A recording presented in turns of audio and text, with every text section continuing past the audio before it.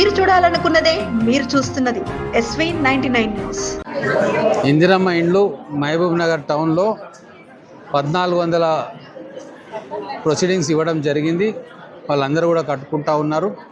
ఎవరైతే కట్టుకోలేదో not started ఉందో వాళ్ళన్నీ మళ్ళా ఫ్రెష్గా అలాట్మెంట్ చేసి ఈరోజు 162 మందికి ప్రొసీడింగ్స్ ఇవ్వడం జరిగింది.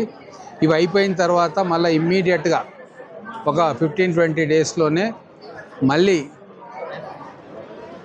గుడిసెల్లో ఉండే వాళ్ళకు ప్రొసీడింగ్స్ ఇవ్వబోతూ ఉన్నాము. మొత్తం కూడా వార్డ్ ఆఫీసర్లు ఇంటింటికి పోయి వార్డు మొత్తం తిరిగి ఐడెంటిఫై చేసిండ్రు.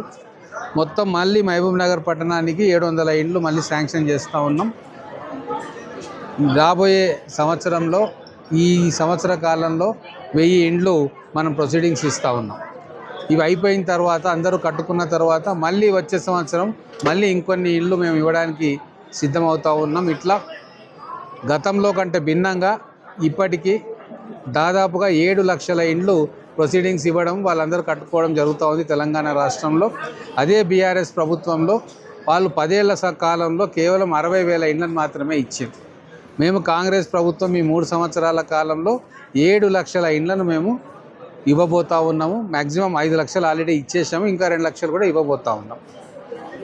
ఇంకా రాబోయే రోజుల్లో ఇంకా ఇన్ని ఇందిరమ్మ ఇండ్లు ప్రతి నియోజకవర్గానికి ఇవ్వబోతూ ఉన్నాం. పేద ప్రజలు ప్రతి ఒక్కరు కూడా సొంత ఇల్లు ఉంటే, సొంత జాగా ఉంటే ఇందిరమ్మ ఇండ్లు వాళ్ళకి ఖచ్చితంగా ఇస్తాం. ఒకరికి వెనక ముందు అందరికీ కూడా ఇందిరమ్మ ఇండ్లు వస్తాయి.